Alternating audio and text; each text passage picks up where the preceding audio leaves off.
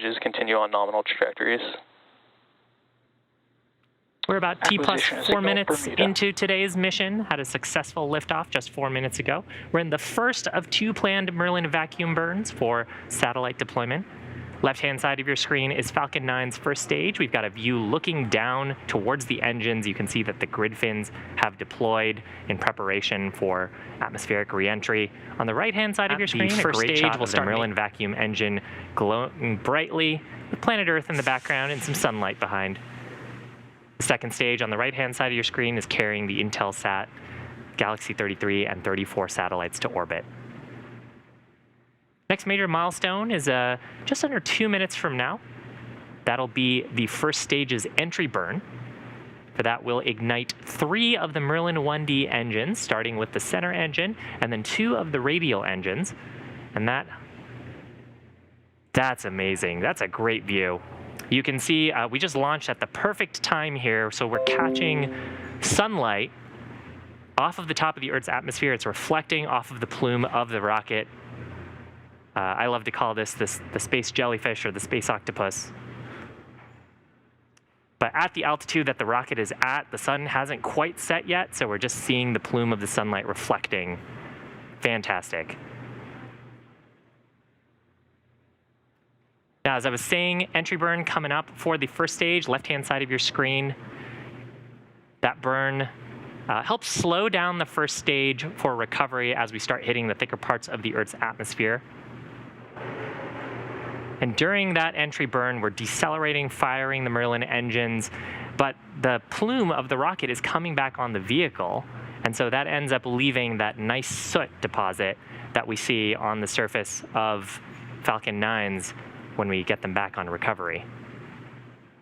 You're seeing some white gas bursts on the left-hand side of your screen. That's from the attitude control system. We carry nitrogen gas on the first stage. Since you don't have an atmosphere to push off of in space, we have to produce some thrust to reorient the vehicle, and that comes from those nitrogen gas thrusters.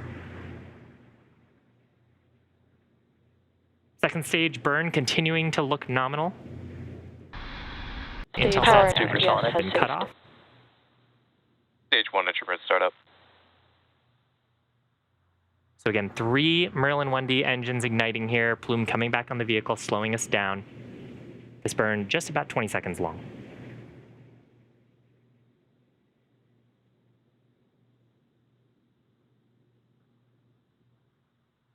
Entry burn shutdown.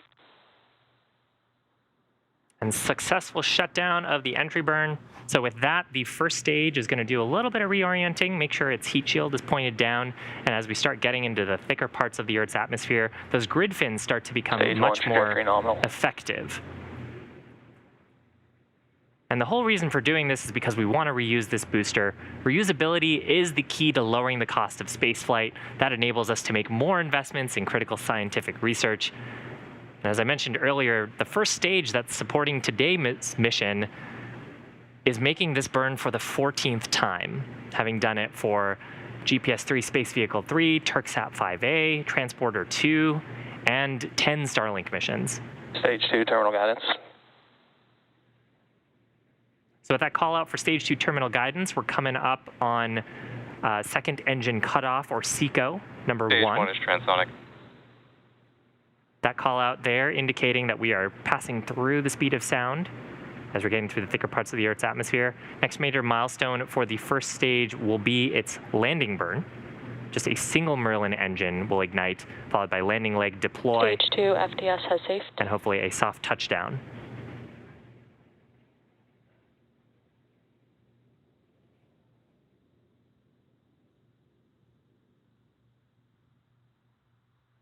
Stage 1 landing burn. Landing burn startup. Engine cutoff. You just heard the call out there for second engine cutoff on the second stage. Stage 1 landing leg deploy.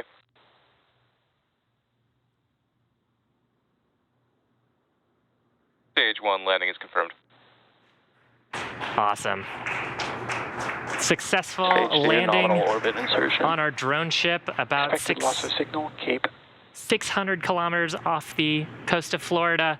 You also heard in there was second engine cutoff on our